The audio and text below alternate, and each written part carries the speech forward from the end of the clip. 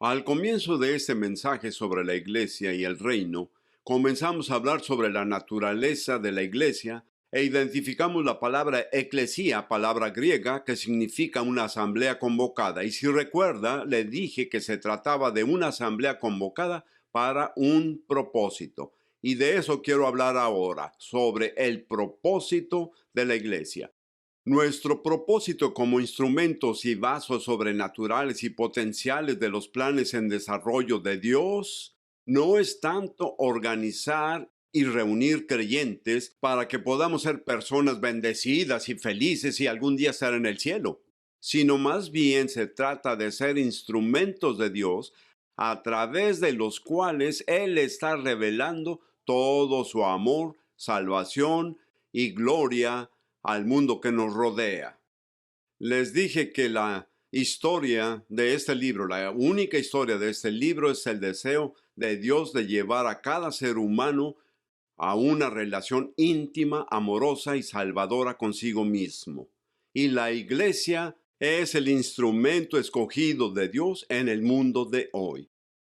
Hay muchas cosas que podrían enumerarse mientras discutimos el propósito de la iglesia, pero quiero repasar unos aspectos básicos con usted, y son de una doble naturaleza, ya que deben expresarse tanto dentro de la iglesia y afuera para aquellos que no son salvos en el mundo. Recuerden, no fuimos llamados para huir del mundo. Fuimos llamados a salir del mundo, ser transformados por su presencia, su poder, su espíritu y su palabra, y luego somos enviados de regreso al mundo para representarlo. La primera característica o el primer propósito de la iglesia es que debemos anunciar su evangelio del reino al mundo. Mateo 28, 18, 20, Marcos 16, 14 al 18. Hemos sido llamados a ser el instrumento a través del cual Dios habla su evangelio eterno e inmutable. Y quiero decirles que solo hay un evangelio. Sé que hoy se predican muchas cosas. Algunas de ellas son herejías y errores. Y están equivocados y serán juzgados aquellos quienes hacen tales cosas. Pero Pablo en Gálatas capítulo 1:8 nos dice que hay solo un evangelio verdadero, es el único evangelio que debemos predicar. Cualquier otro evangelio, cualquier revelación que no se alinee con el único evangelio, está bajo la maldición divina de Dios. Eso es muy serio. Nosotros como líderes siervos en el cuerpo de Cristo debemos tomar muy en serio para asegurarnos que lo que hablamos desde el púlpito, en el asesoramiento, en la conversación privada, donde quiera que vayamos, se alinee con la verdad de la palabra revelada de Dios. El segundo propósito de la iglesia es ser la sal y luz de testimonio para el mundo. Mateo capítulo 5 versículos 13 al 16. También en Juan 9, 4 al 5, Jesús dice que Él es la luz del mundo mientras está en el mundo. La verdad es que Jesús no está físicamente en el mundo hoy día. ¿Quién está físicamente en el mundo? Usted y yo. Y somos llenos del Espíritu de Dios. Por lo tanto, eso nos hace la sal y la luz por el poder del Espíritu Santo para el mundo.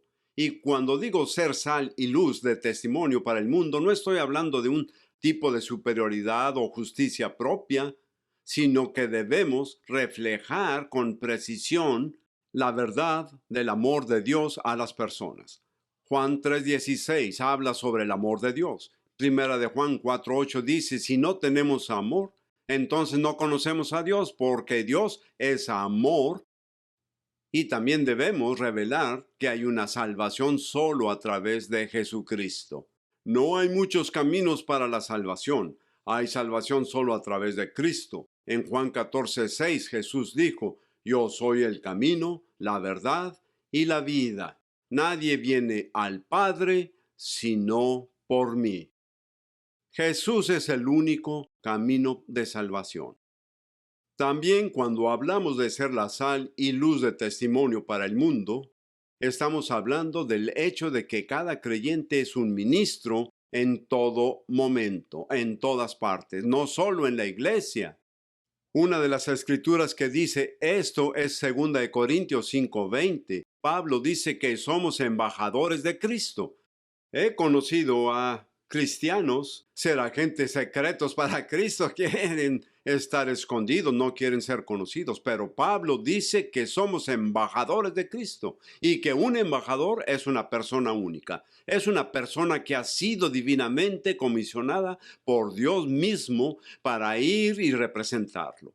Además, eso significa que ese embajador tiene un poder que lo respalda y que tiene autoridad que lo respalda. Cuando hablamos las palabras de Cristo, cuando oramos por las personas, tenemos el poder y la autoridad de Jesucristo, el Hijo de Dios, Dios el Hijo en nosotros por su Espíritu que obra a través de nosotros en el mundo hoy. No somos agentes secretos para Cristo, somos embajadores abiertos y no solo en el mundo, sino también en la iglesia. Cada persona en su iglesia debe ser una persona de ministerio. Cada persona en su iglesia puede ministrar algo de la vida de Jesús. No se requiere talento, no se requiere educación, no se requiere una posición.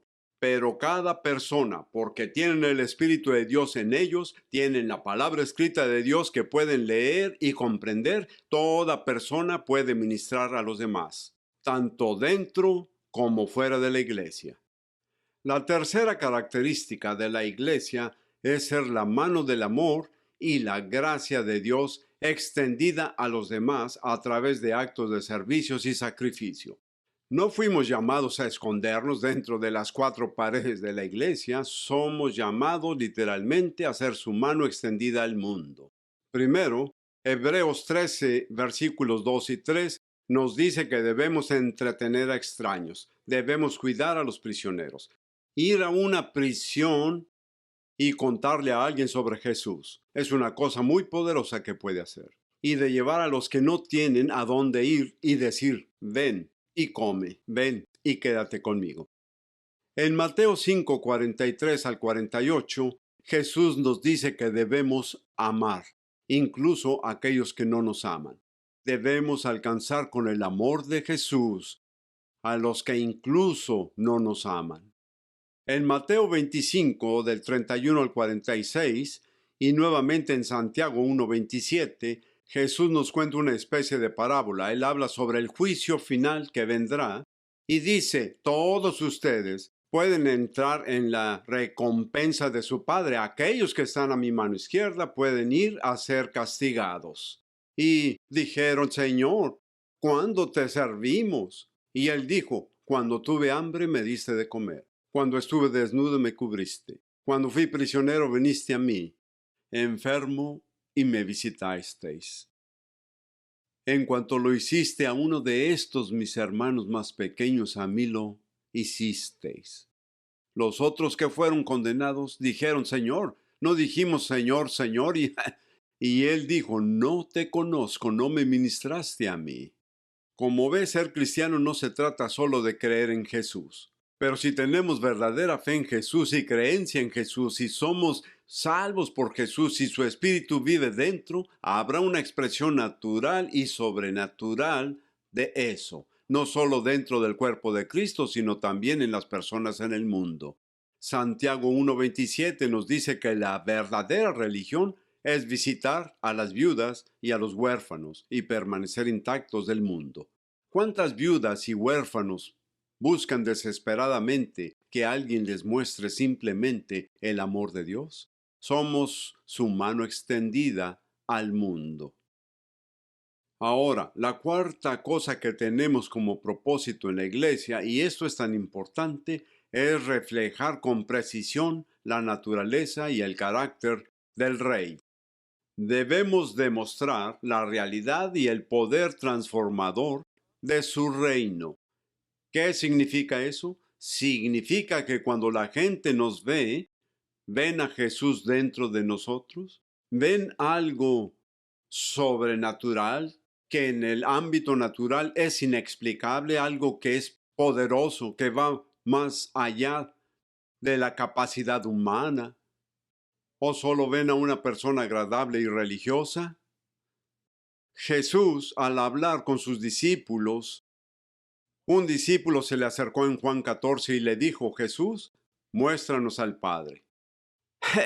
Jesús se volvió hacia él y le dijo: Felipe, he estado contigo tanto tiempo que no entiendes. Si me has visto al Padre. Me encantaría mostrarle a los demás ese camino a Dios. Desearía con todo mi corazón estar lleno de Él. Que cuando las personas me miren ya no me vean a mí, pero vean la presencia de aquel que vive dentro de mí. Estamos llamados a hacer una representación, a revelar literalmente el carácter de nuestro Rey y a demostrar la realidad y el poder transformador de su reino. Segunda de Pedro 1, versículo 4 nos dice que somos partícipes de la naturaleza divina. ¡Wow!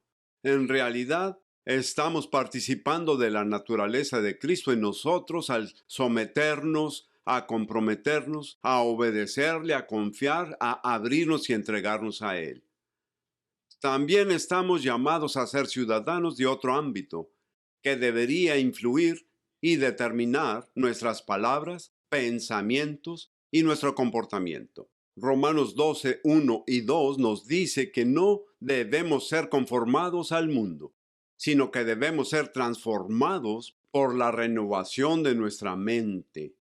Y la renovación de nuestra mente solo puede suceder cuando nos alimentamos de la palabra de Dios y pasamos tiempo en su presencia. Si quiere que su gente se parezca más a Jesús, tienen que ser llevados a su presencia. No se trata de lo inteligente que predique.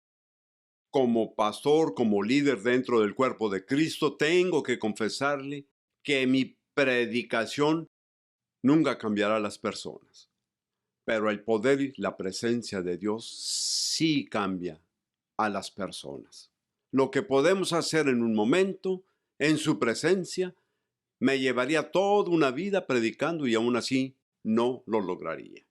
Debemos guiar a nuestra gente a su presencia. Jesús habló a Pedro y a Juan al final del Evangelio y le dijo a Pedro: alimenta mis ovejas. Él no le dijo a Pedro que él fuera todo el recurso y diera a sus ovejas todo lo que necesitaran para alimentarlas espiritualmente. No, le decía a Pedro: Pedro, lleva a la gente a esos pastos que son ricos con la presencia de Dios y la palabra de Dios. Guíalos allí, deja que se alimenten de mí. En Filipenses 3, versículos 17 al 21, hay quienes dirían que son cristianos, pero en realidad, como dice Pablo en Filipenses, se convierten en enemigos de la cruz de Cristo. Han pasado de servir al único Dios verdadero a dejar que su barriga sea su Dios, sus propios deseos naturales de cosas o placeres. Él dice que no eres así. Somos ciudadanos del cielo. Tenemos nuestra ciudadanía en el cielo. Y al tener una ciudadanía en el cielo, Jesús debe ser el que influya y determine nuestras palabras, pensamientos, comportamientos. Puedo decirles que si una persona dice que es cristiana, pero aún actúa como alguien del mundo, o bien necesitan liberación y ayuda, o tal vez no son verdaderos cristianos. Nuestra fe siempre dará como resultado una acción que sea consistente con nuestra creencia. Juan 14 dice que si me amas, obedéceme. Si me amas, haz lo que te he dicho. Se ve nuestra fe, si es verdadera fe, dará lugar a un cambio de palabras, pensamientos y comportamiento. Otra característica que debe revelar al Rey en nosotros es que somos personas que deben ser guiadas, autorizadas y llenas por el Espíritu de Dios. Cuando mira Romanos 8:1 y también en el versículo 17, somos personas que deben ser llenas del Espíritu de Dios. He conocido a muchos cristianos que intentan ser cristianos sin Cristo. Intentan vivir la vida cristiana sin el poder del Espíritu Santo. La realidad, la verdad es que necesitamos su Espíritu, no solo allí como una pequeña llama parpadeante, sino como una hoguera ardiente. Necesitamos su poder y su presencia. Y la forma de obtener más de Él en nosotros es entregándonos más a Él. El mismo Espíritu que resucitó a Jesucristo de los muertos es el Espíritu que vive dentro de nosotros. Aleluya. Quiero más de su Espíritu ayudándome a ser más de lo que Él quiere que yo sea, porque quiero cumplir el propósito para el cual he sido salvo. La iglesia tiene un propósito ordenado por Dios. Guiemos a nuestra gente a ese propósito y caminemos en él con poder y gracia y alegría y amor.